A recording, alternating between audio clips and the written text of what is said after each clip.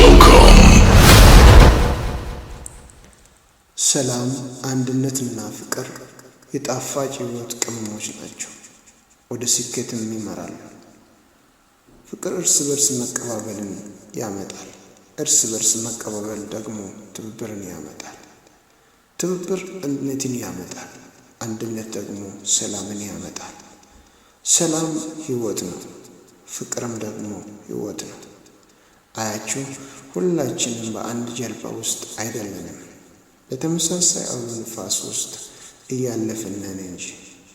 አንዳንዶቹ ጀልባዎች አሏቸው፣ አንዳንዶቹ ደግሞ ታንኳ ያሏቸው፣ አንዳንዶቹም በሙያቸው እየቀዘፉ ያሻግራሉ። ስለዚህ በተቻለን አቅም ደግ እንሁን እና በምንችለው ሁሉ ሰውን እንርዳ እንጂ አንጉዳ።